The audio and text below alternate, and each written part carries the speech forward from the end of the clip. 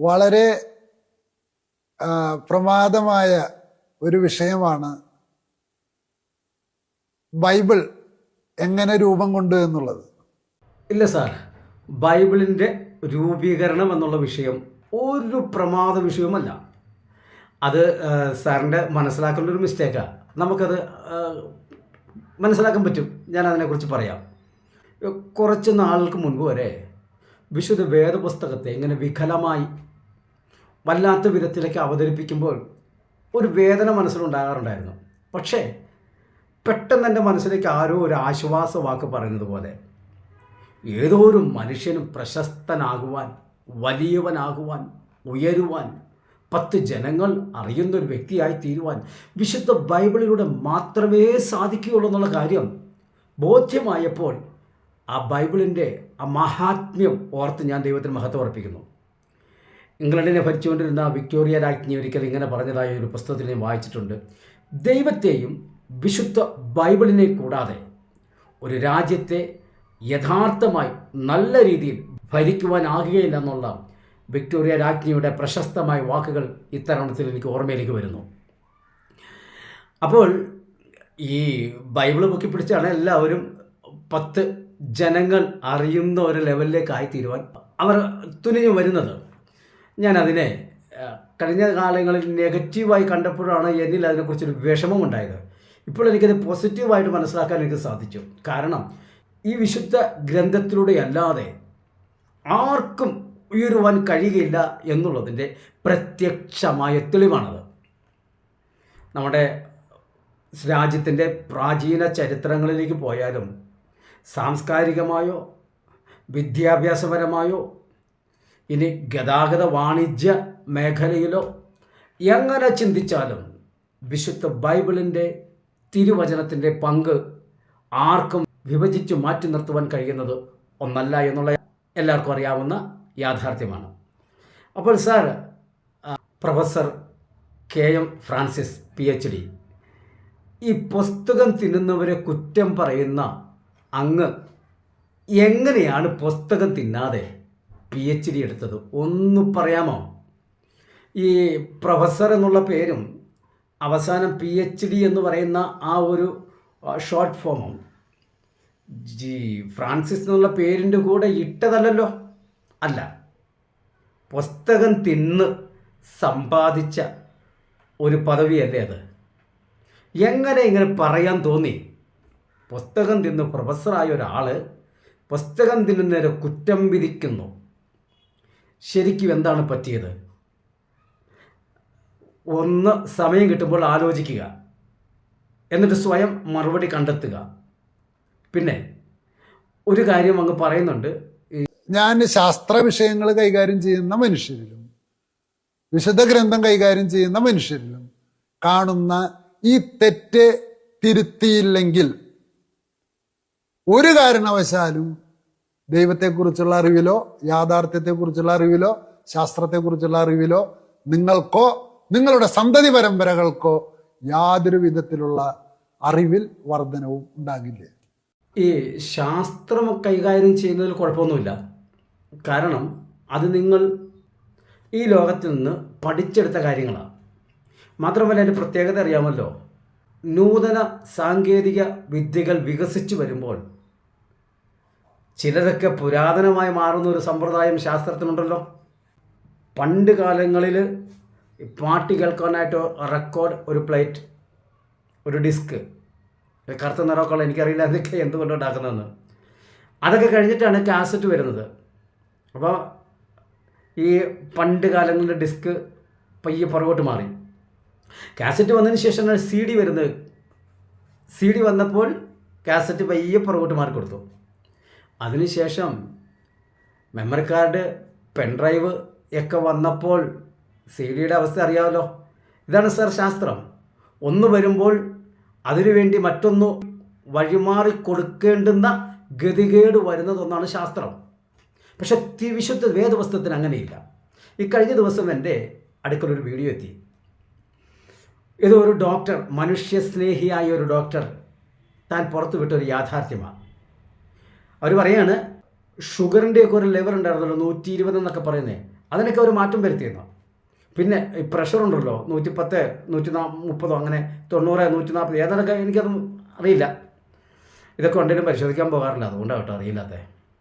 അതിനൊക്കെ മാറ്റം വരുത്തിയെന്ന് എന്ന് പറഞ്ഞാൽ മാർക്കറ്റിൽ മത്തിയുടെ വില കച്ചവടക്കാർ നിശ്ചയിക്കുന്നത് പോലെ മനുഷ്യൻ്റെ ശരീരത്തിന് ആവശ്യമായ ഗ്ലൂക്കോസിൻ്റെയും ഇൻസുലിൻ്റെയും സന്തുലിത അവസ്ഥയെ ഡോക്ടർമാർ മാറ്റിയെന്ന്.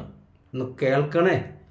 രക്തസമ്മർദ്ദവും ഒക്കെയും ഡോക്ടർമാർ ഈ മത്തിയുടെ വില നിശ്ചയിക്കുന്ന പോലെ മാറ്റി എഴുതിയെന്ന്.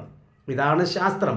അപ്പോൾ KM ഫ്രാൻസിസ് സാർ, താങ്കൾ ഈ ശാസ്ത്രം കൈകാര്യം ചെയ്യുക, വിശുദ്ധ ബൈബിളിലേക്ക് വരണ്ട. അത് വരണോ വേണ്ടെന്നുള്ള അങ്ങയുടെ ചില പ്രസ്താവനകൾ ഞാനിവിടെ എടുത്തു കുറിക്കാം. അപ്പോൾ അങ്ങ് തന്നെ വിലയിരുത്തുക. ഇനി ഞാനത് ചോദിക്കട്ടെ, ഈ ശാസ്ത്രത്തിൻ്റെ മുന്നിൽ എല്ലാം സാധിക്കുമെങ്കിൽ വിശുദ്ധ ഗ്രന്ഥം കൈകാര്യം ചെയ്യുന്ന ആളല്ലേ? ദൈവം ആഹാസിന് ഒരു അടയാളം കൊടുത്തായിരുന്നല്ലോ. എന്താ? കന്യക ഗർഭിണിയായി ഒരു മകനെ പ്രസവിക്കും. അങ്ങ് PhD എടുത്ത ശാസ്ത്രത്തിലൂടെ ഒന്ന് നിർവചിച്ച് കാണിക്കാമോ? അതൊന്ന് ജസ്റ്റ് ഒന്ന് നിർവചിച്ചാൽ മതി. എൻ്റെ പൊന്നു സാറേ, ശാസ്ത്രം അല്ല ബൈബിൾ. എന്നാൽ ബൈബിളിൽ നിന്നാണ് ചില സത്യങ്ങളെ, യാഥാർത്ഥ്യങ്ങളെ കണ്ടുപിടിക്കുവാൻ ശാസ്ത്രജ്ഞന്മാർക്ക് ഉൾപ്രേരണ ലഭിച്ചത്. ക്ലോറോഫോം കണ്ടുപിടിച്ച അതിൻ്റെ ഉപജ്ഞാതാവിന് ഉൽപ്പത്തി പുസ്തകത്തിലെ ആദാമിനെ ഗാഢനിദ്രയിലേക്ക് വീഴ്ത്തിയിട്ട് ഒരു എല്ല് ഊരിയെടുത്തപ്പോൾ ആദാം അതിൻ്റെ വേദന അനുഭവിച്ചില്ല എന്നുള്ള ധാരണ കടന്നു വന്നപ്പോഴാണ് ഒരു മനുഷ്യനെ അബോധാവസ്ഥയിലേക്ക് വീഴ്ത്തിയാൽ അവൻ്റെ ശരീരത്തെ കീറി മുറിച്ചാലും അവൻ അറിയില്ല എന്നുള്ള ആ ധാരണയിലൂടെയാണ് ജെയിംസ് സ്മിത്ത് എന്ന് പറയുന്ന ശാസ്ത്രജ്ഞന് ക്ലോറോഫോം കണ്ടുപിടിക്കാനുള്ള പ്രേരണയുണ്ടായത്. ലോകമെമ്പാടും ഉപയോഗിച്ച് വരുന്ന കടൽ ഗതാഗത മാർഗത്തിൻ്റെ ചാർട്ട് മാത്യു ഫൗണ്ടൻ മോറി സങ്കീർത്തനം 8-ാം സങ്കീർത്തനം അത് വായിച്ചപ്പോൾ തനിക്കതിൽ നിന്ന് കിട്ടിയ ആശയമാണ്. ഇനി വിവരിക്കാൻ ഒത്തിരി പറയാനുണ്ട്. അപ്പോൾ ഞാൻ അവിടേക്കൊന്നും കടക്കുന്നില്ല. ഒറ്റ കാര്യം പറയാം. ശാസ്ത്രം എവിടെയെല്ലാം പുരോഗമിച്ചിട്ടുണ്ടോ അതിൻ്റെ സ്റ്റെപ്പ് വിശുദ്ധ ബൈബിളിലാണ്. അതാദ്യം മനസ്സിലാക്കുക. അതുകൊണ്ട് ശാസ്ത്രത്തെ അങ്ങ് വിഭജിച്ചു പഠിപ്പിച്ചോ കൈകാര്യം ചെയ്തോ, വിശുദ്ധ ബൈബിൾ അത് മറ്റൊരു സാധനമാണ്. അത് വായിച്ച് മനസ്സിലാക്കേണ്ട ഒരു രീതിയുണ്ട്. അതിന് ഞാനൊരു ഉദാഹരണം പറയാം. അങ്ങയുടെ ഈ ആശയം മനുഷ്യനിലേക്കൊന്ന് വിശ്വസിപ്പിക്കാൻ വേണ്ടി അങ്ങൊരു ഉദാഹരണം മെനഞ്ഞുണ്ടാക്കിയ ഒരു കഥ അവതരിപ്പിക്കുന്നുണ്ട്. അത് ഞാനത് കേൾപ്പിച്ചിട്ട് പറയാം അത് മെനഞ്ഞതാണോ ഇല്ലയോ എന്ന്. ഒരിക്കൽ ഒരു പെന്തക്കോസ്റ്റൽ സഹോദരനും ഞാനും തമ്മിൽ ഒരു വാദപ്രതിവാദമുണ്ടായി. യേശു പത്രോസിനോട് പറഞ്ഞു, പത്രോസേ, നീ പാറയാകുന്നു, നിന്റെ മേൽ ഞാൻ ഈ പള്ളി പണിയും എന്ന് യേശു പറഞ്ഞു എന്ന് പറഞ്ഞതുകൊണ്ടാണ് ഞാൻ മാർപ്പാപ്പയിൽ വിശ്വസിക്കുന്നതെന്ന് ഞാൻ അദ്ദേഹത്തോട് പറഞ്ഞു. അപ്പൊ അദ്ദേഹം എന്നോട് പറഞ്ഞു, പത്രോസിന്റെ മേലല്ല യേശു പള്ളി പണിതിട്ടുള്ളത്, നീ സത്യമായും ജീവിക്കുന്ന ദൈവത്തിന്റെ പുത്രനായ മിശിഹായാകുന്നു എന്ന വാചകത്തിന്റെ മുകളിലാണ് പള്ളി പണിതിട്ടുള്ളത്. അപ്പൊ ഞങ്ങൾ രണ്ടുപേരും വഴക്കടിച്ച് പിരിഞ്ഞുപോയി. വർഷങ്ങൾക്ക് ശേഷം എനിക്ക് മനസ്സിലായി, പത്രോസിന്റെ മേലും അല്ല പള്ളി പണിതിട്ടുള്ളത്, ആ വാചകത്തിന്റെ മേലും അല്ല പള്ളി പണിതിട്ടുള്ളത്, പ്രത്യുത നീ ജീവിക്കുന്ന ദൈവത്തിന്റെ പുത്രനായ മിശിഹായാകുന്നു എന്ന് പബ്ലിക്കായിട്ട് ഏറ്റുപറയുന്ന ആ പത്രോസിന്റെ മേലാണ് പള്ളി പണിതിട്ടുള്ളത്. എന്ന് പറഞ്ഞാൽ ആരൊക്കെയാണോ അത് ഏറ്റുപറയുന്നത് അവരാണ് സഭ. വാചകമാണോ അടിത്തറ, പത്രോസാണോ അടിത്തറ, അതോ ആ വാചകത്തെ സ്വന്തമാക്കുന്ന പത്രോസാണോ അടിത്തറ? ആ വാചകത്തെ സ്വന്തമാക്കുന്ന, ജീവിത അടിത്തറയാക്കുന്ന എല്ലാ വിശ്വാസികളുമാണ് സഭയുടെ അടിത്തറ. ആ പാറമേലാണ് പള്ളി പണിതിട്ടുള്ളത്. ഒരിക്കലൊരു പെന്തക്കോസ്തുകാരനെ കണ്ടെത്തി. പള്ളി പണിതിരിക്കുന്നത് ആരുടെ മേലാണെന്നുള്ള ചർച്ചയാണ്. അപ്പോൾ പെന്തക്കോസ്തുകാരൻ പറഞ്ഞു, നീ ജീവനുള്ള ദൈവത്തിൻ്റെ പുത്രനായ മിശിഹ എന്ന വാചകത്തിന്മേലാണ് പള്ളി പണിതിരിക്കുന്നത്. എൻ്റെ പൊന്നു സാർ, തമാശനെങ്കിലും പെന്തക്കോസ്ത് സഭയ്ക്കുള്ളിൽ വിരിച്ചിട്ടിരിക്കുന്ന പായുടെ ഒരു മൂലയിൽ പോയി 2 മാസമെങ്കിലും ഇരുന്നൊരു വ്യക്തിയാണെങ്കിൽ പള്ളി എന്നുള്ള വാക്ക് അവിടെ ഉപയോഗിക്കത്തില്ല. ആദ്യം മനസ്സിലാക്കുക. ഇങ്ങനെയുള്ളവരൊക്കെ ചില ആശയങ്ങൾ ജനങ്ങളിൽ അടിച്ചേൽപ്പിക്കുവാൻ വേണ്ടി സ്വന്തമായി കഥ മെനയുമ്പോൾ അതിന് ചെറിയൊരു അടിസ്ഥാനവും ചെറിയൊരു ലോജിക്കൊക്കെ ഉണ്ടായിരിക്കണം. ഇല്ലെങ്കിൽ ഇത്തരത്തിലുള്ള അടിത്തറ പൊളിയുന്ന ആശയവും വിമർശനവും ഇതിന് പുറകെ വരും. ഒന്നത്. രണ്ട്, ഒരു പെന്തക്കോസ്തുകാരനും അങ്ങനെ പറയില്ല സാറേ. അതിൻ്റെ കാരണം ഞാൻ വായിച്ച് കേൾപ്പിക്കാം. മത്തായി എഴുതിയ സുവിശേഷത്തിൻ്റെ 16-ാം അധ്യായത്തിൽ അതിൻ്റെ 16-ാമത്തെ വാക്യത്തിലാണ് ഇത് സംഭവം. നീ ജീവനുള്ള ദൈവത്തിൻ്റെ പുത്രനായി ക്രിസ്തു എന്ന് ഉത്തരം പറഞ്ഞു. ആര്? ശിമോൻ പത്രോസ്. യേശു അവനോട്, ബെറിയോന ശിമോനെ, നീ ഭാഗ്യവാൻ, ജഡരക്തങ്ങളല്ല സ്വർഗസ്ഥനായ എൻ്റെ പിതാവത്രേ നിനക്കിത് വെളിപ്പെടുത്തിയത്. നീ പത്രോസാകുന്നു. ഈ പാറമേൽ ഞാൻ എൻ്റെ സഭയെ പണിയും. ശ്രദ്ധിക്കുക, സാർ പറഞ്ഞത് എങ്ങനെയാ? ഒരിക്കൽ ഒരു പെന്തക്കോസ്റ്റൽ സഹോദരനും ഞാനും തമ്മിൽ ഒരു വാദപ്രതിവാദമുണ്ടായി. യേശു പത്രോസിനോട് പറഞ്ഞു, പത്രോസേ, നീ പാറയാകുന്നു, നിന്റെ മേൽ ഞാൻ ഈ പള്ളി പണിയും. അങ്ങനെയൊന്നുമല്ല. നീ പത്രോസാകുന്നു, നിന്റെ മേൽ എന്നുള്ള പ്രയോഗം ബൈബിളിലില്ല. ഈ പാറമേൽ, നീയാകുന്ന പാറമേൽ എന്നുള്ള പ്രയോഗം ബൈബിളിലില്ല. ഈ പാറമേൽ ഞാൻ എൻ്റെ സഭയെ പണിയും. സഭയാണ്, പള്ളിയല്ല. സാർ പോപ്പിനെ വിശ്വസിക്കാനുള്ള കാരണം എന്താണെന്ന് പറഞ്ഞിട്ടുണ്ട്. അത്രയൊക്കെ അറിയാവുള്ളെങ്കിൽ പോപ്പിനെ വിശ്വസിച്ചു, ഒരു കുഴപ്പമില്ല. പക്ഷേ യേശുവിൽ വിശ്വസിക്കണമെങ്കിൽ ബൈബിളിൻ്റെ അടിസ്ഥാന സത്യമെന്താണെന്നും ബൈബിൾ പ്രഘോഷിക്കുന്ന സത്യവചനം എന്താണെന്നും ഗ്രഹിച്ചിട്ട് വേണം യേശുവിൽ വിശ്വസിക്കാൻ. പോപ്പിൽ വിശ്വസിക്കാൻ ഇതൊക്കെ മതി, അത്രയൊക്കെ മതി. അതിൻ്റെ പോലും ആവശ്യമില്ല, അതിൻ്റെ പോലും ആവശ്യം ഇല്ല. ധൈര്യമായിട്ട് വിശ്വസിച്ചു.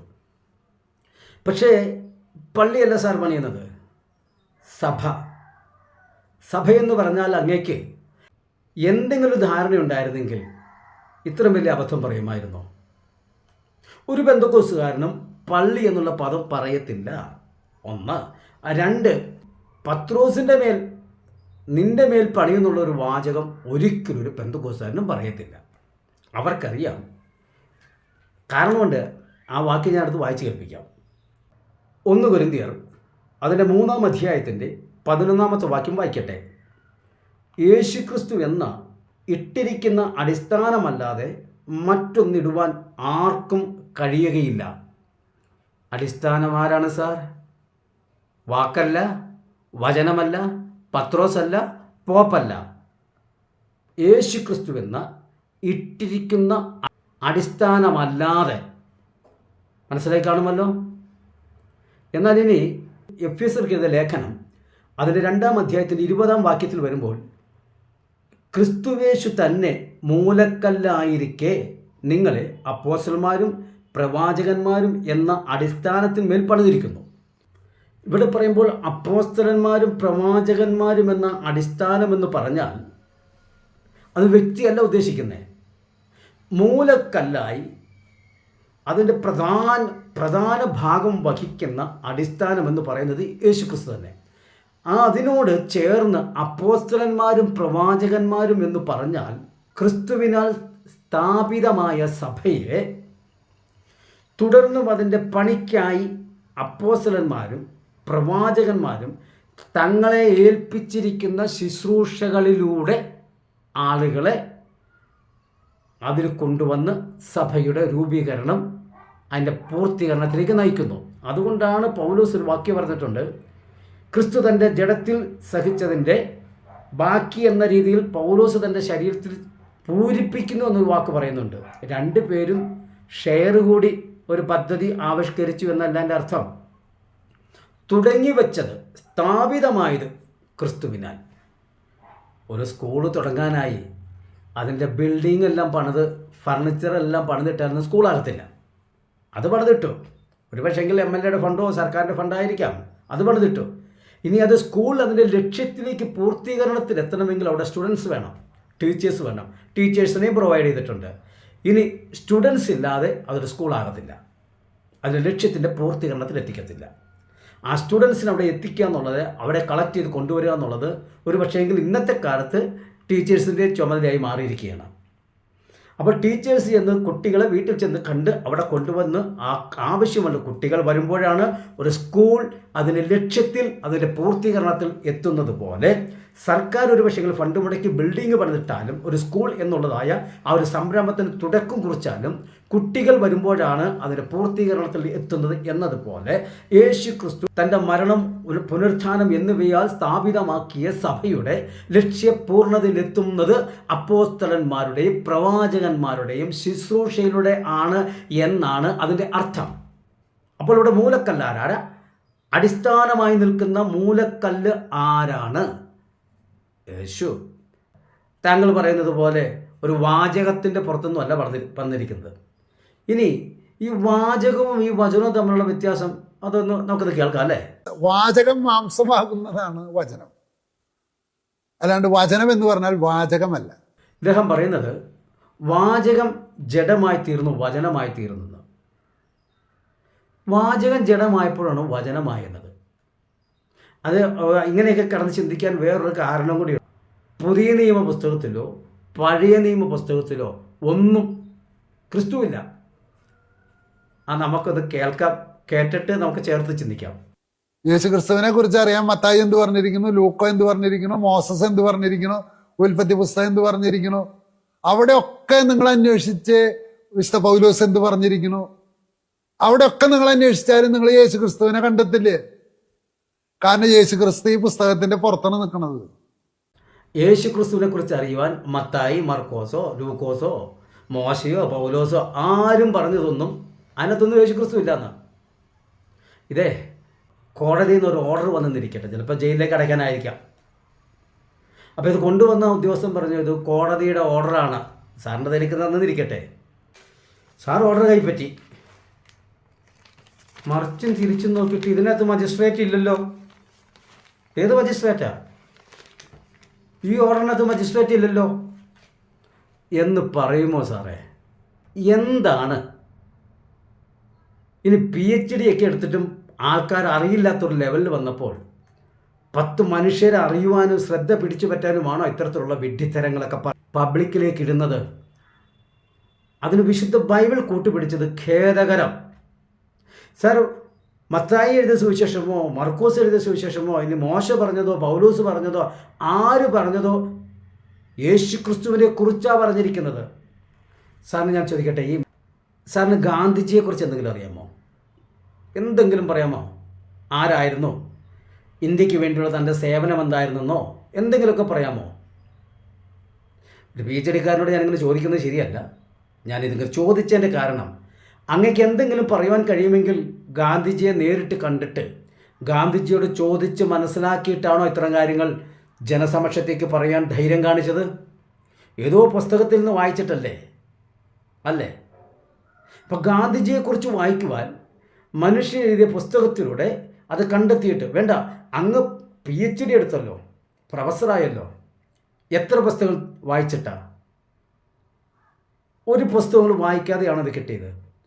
താങ്കൾ ഡിഗ്രി എടുത്ത ആ സബ്ജക്റ്റിനെ കുറിച്ച് താങ്കൾക്കൊരറിവുണ്ടായത് വായിച്ചിട്ടല്ലേ, പുസ്തകത്തിൽ നിന്നല്ലേ? എന്നിട്ടിങ്ങനെ പുസ്തകം കാണാത്തൊരു വ്യക്തിയാണ് ഇങ്ങനെ പറഞ്ഞതെങ്കിൽ ഞാൻ ഈ വീഡിയോ ചെയ്യാൻ തയ്യാറാകത്തില്ല.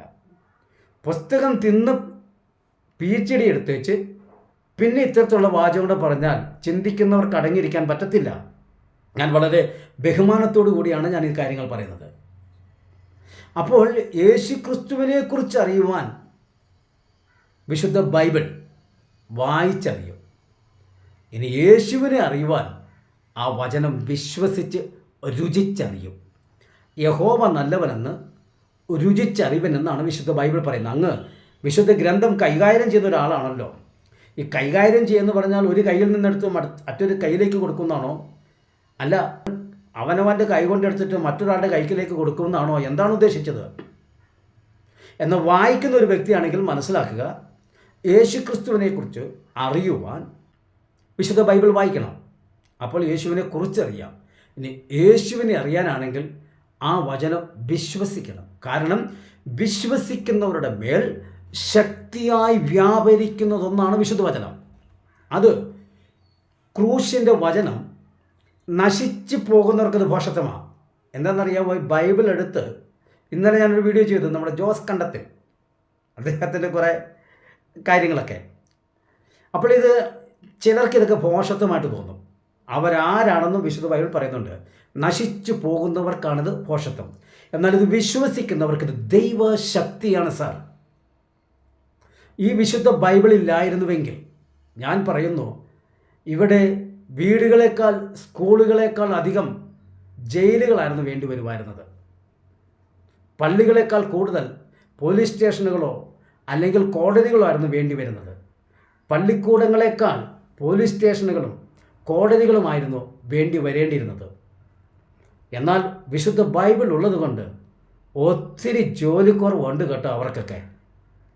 ഞാൻ നോർത്ത് ഇന്ത്യയിലായിരുന്നപ്പോൾ ഞങ്ങൾ ചെല്ലുന്ന കാലത്ത് ബീഹാറിൽ വലിയൊരു കൊള്ളസംഘത്തിന് നേതൃത്വം കൊടുത്തൊരു വ്യക്തി മൂടുപടമണിഞ്ഞ് അവർ സംഘമായി വന്ന് രാത്രിയിൽ ബസ് തടഞ്ഞു നിർത്തി അകത്ത് കയറി എല്ലാം ഊരിയെടുത്ത് വാങ്ങി കൈക്കലാക്കിയിട്ട് കത്തി എതിർക്കുന്നവരുടെ കഴുത്തിലേക്ക് കത്തി കുത്തി അങ്ങനെ ഭീഷണിപ്പെടുത്തി കവർച്ച ചെയ്തുകൊണ്ടിരുന്ന കൊള്ളസംഘത്തിൻ്റെ ഒരു നേതാവ് താൻ രക്ഷിക്കപ്പെട്ട് ഞങ്ങളുടെ കൂടെ സുവിശേഷം പറയാൻ ഗ്രാമങ്ങളിലും വഴിയോരങ്ങളിലും വരുമായിരുന്നു. താൻ പറയുന്നൊരു കാര്യമുണ്ട്, താൻ ചെയ്ത ക്രൂരകൃത്യങ്ങളൊക്കെയും താൻ പറയാറുണ്ടായിരുന്നു അവിടെ.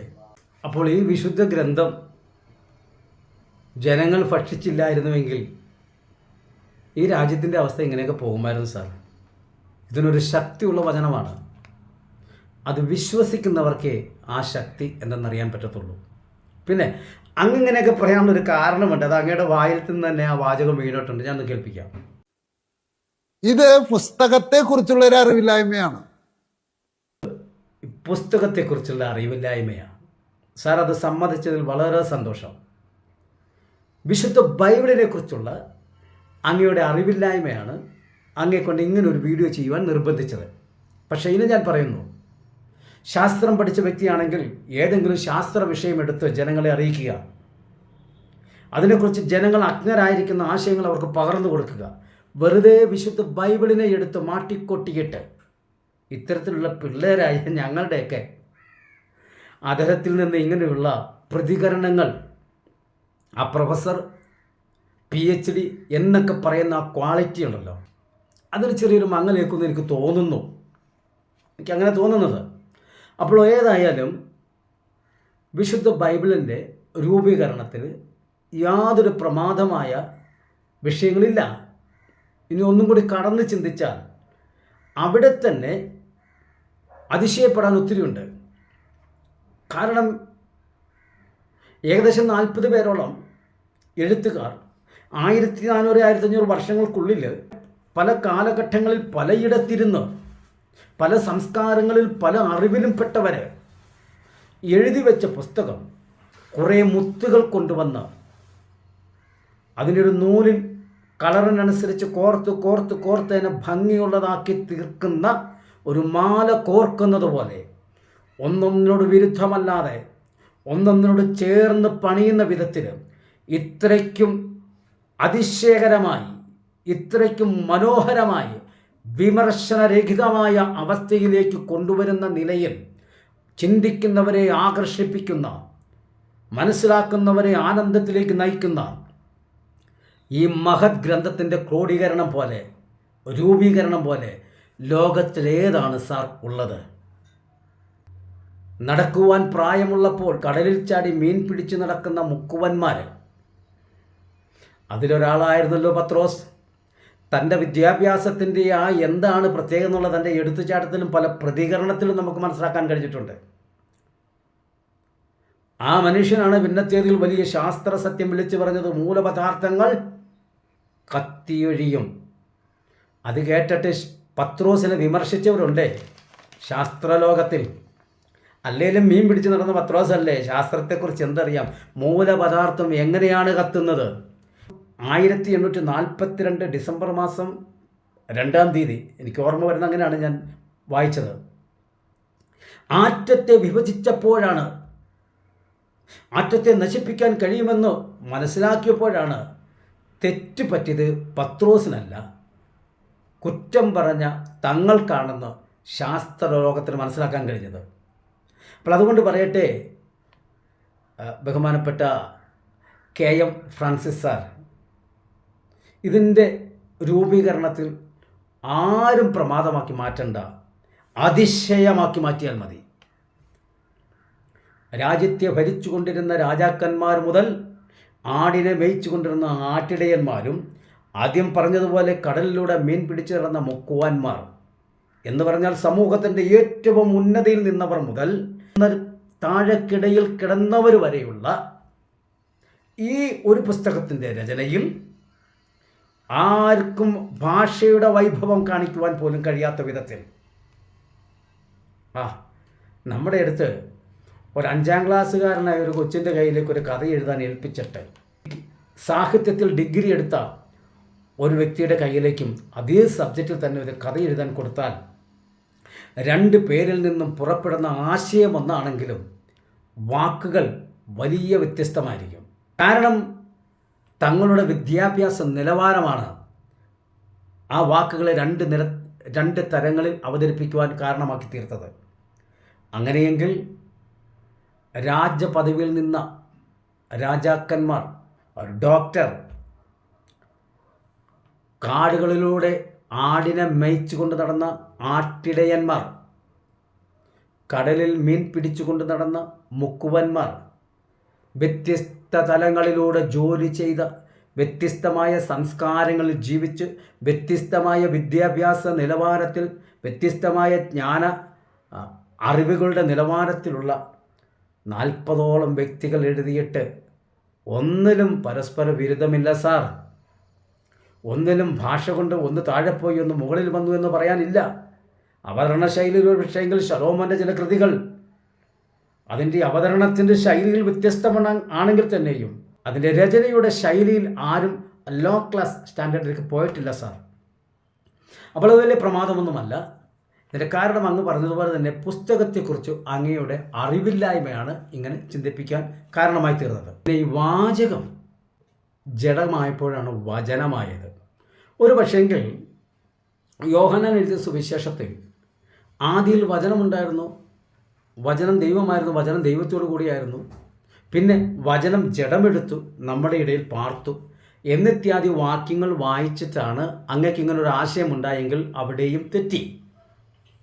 അവിടെ വചനമെന്ന് പറഞ്ഞിരിക്കുന്നത് എന്താണെന്ന് ഞാൻ മറ്റൊരു വീഡിയോ ഇതിനെക്കുറിച്ച് സവിസ്താരമായി ചെയ്തിട്ടുണ്ട്. ഞാൻ അത്രയും വിശദീകരണത്തിലേക്ക് ഇറങ്ങുന്നില്ല. വെളിപ്പാട് പുസ്തകം 19-ാം അധ്യായത്തിൽ ദൈവവചനം എന്നുള്ളത് അവൻ്റെ പേരായി എന്നാണ് കുറിച്ചിരിക്കുന്നത്. മാത്രമല്ല ഇപ്പോൾ സ്വർഗത്തിൽ ആയിരിക്കുന്ന ഒരു പേരും ദൈവവചനമെന്നാണ്. അതൊന്ന് യോഹന്നാൻ 5:7 കിങ് ജെയിംസ് വേർഷനിൽ ഇംഗ്ലീഷ് ബൈബിൾ എടുത്ത് വായിക്കുക, അപ്പോഴറിയാം അവിടെ എഴുതിയിരിക്കുന്നത് എന്താണെന്ന്. അപ്പോൾ വചനം എന്നുള്ളതൊരു പേരാണ്. ഇനി അതിനെക്കുറിച്ച് ഞാൻ വേറിട്ട ചിന്തയിൽ അത് അവതരിപ്പിച്ചിട്ടുണ്ട്. അത് കേട്ടാൽ മനസ്സിലാക്കാൻ പറ്റും വചനമെന്ന് വിശുദ്ധ ബൈബിൾ പറയുന്നത് എന്താണെന്ന്. അപ്പോൾ ഞാൻ അങ്ങോട്ട് പറയുന്നു, ശാസ്ത്രം കൈകാര്യം ചെയ്യുന്നൊരു വ്യക്തി എന്ന നിലയിൽ ഞങ്ങളെപ്പോലുള്ളവർക്കൊക്കെ ഏതെങ്കിലും ശാസ്ത്രത്തിൻ്റെ നല്ല വശങ്ങൾ, പുത്തൻ അറിവ് തരുന്ന നല്ല നല്ല ചിന്തകൾ ഞങ്ങൾക്ക് വേണ്ടി ഇടുക. വിശുദ്ധ ബൈബിൾ കൈകാര്യം ചെയ്യുക എന്നുള്ള ആ ഒരു പരിപാടി ഇനി തുടരാതിരിക്കുന്നതായിരിക്കും നല്ലതെന്ന് ഞാനൊരു ചെറിയ അഭിപ്രായം പറയുകയാണ്. എൻ്റെ ശ്രദ്ധയിൽപ്പെട്ടാൽ, ഇത് എൻ്റെ മാന്യ ശ്രോതാക്കളിൽ ഒരാളാണ് എനിക്കിതിൻ്റെ ലിങ്ക് അയച്ച് തന്നിട്ട് ഇതെന്താണ് ഇങ്ങനെ പറയുന്നത്, അതിനെക്കുറിച്ചൊരു കാര്യം വ്യക്തമാക്കുമെന്ന് ആവശ്യപ്പെട്ടതിൻ്റെ പേരിലാണ് ഞാൻ ഇത് ചെയ്യുന്നത്. അപ്പോൾ അതുകൊണ്ട് ഞാൻ ഇനി അങ്ങ് ഇത്തരത്തിൽ ബൈബിളിന് സംബന്ധമായ ഏതെങ്കിലും വിഷയമിട്ടാൽ എൻ്റെ ശ്രദ്ധയിൽപ്പെട്ടില്ലെങ്കിലും എൻ്റെ ശ്രോതാക്കളിൽ ആരുടെയെങ്കിലും ശ്രദ്ധപ്പെട്ടാൽ എനിക്കത് അയച്ചു തരും. ചിലപ്പോഴേ അതിൻ്റെ സത്യാവസ്ഥ എന്താണെന്ന് ഗ്രഹിപ്പിക്കേണ്ടി വരും. അപ്പോൾ അങ്ങനെയൊക്കെ വരുമ്പോൾ ഈ പ്രൊഫസർ PhD എന്നൊക്കെ പറയുന്നത് നമുക്ക് ഞങ്ങളെപ്പോഴും ഒരു മാന്യതയും ഒരു ബഹുമാനവും വിലയും തരുന്ന ഒന്നാണ്. അത് ഇപ്പോഴും ഉണ്ടായിരിക്കും. ഞാൻ പറഞ്ഞു വരുന്ന ആശയം മനസ്സിലായി കാണുമല്ലോ. അപ്പോൾ അതുകൊണ്ട് പ്രിയ സാറിനോട് പറയുന്നു, ബൈബിളിൻ്റെ ഈ രൂപീകരണത്തിൽ യാതൊരു കോംപ്ലിക്കേറ്റഡ് ആയിരിക്കുന്ന അവസ്ഥയുമില്ല, യാതൊരു പ്രശ്നമില്ല. അതിനെ വിമർശന മനോഭാവത്തോടെയല്ല, അതിനെ ഒരു സാമാന്യ ബുദ്ധിയിലും നല്ല മനസ്സോടും കൂടി വായിച്ചാൽ ഏതൊരു മനുഷ്യനെയും അങ്ങ് വിസ്മയത്തിൻ്റെ നെറുകയിലെത്തിക്കുന്ന അത്ഭുതമാണ് അതിൻ്റെ ക്രോഡീകരണത്തിലുള്ളത്. അതുകൊണ്ട് ഞാൻ വാക്കുകൾ ചുരുക്കുന്നു. നമുക്ക് വീണ്ടും വേറിട്ട ചിന്തയുടെ 122ാമത്തെ എപ്പിസോഡ് പുതിയൊരു ചിന്തയുമായി കൂടി കാണാം. ദൈവം നമ്മളെ ധാരാളമായി അനുഗ്രഹിക്കട്ടെ.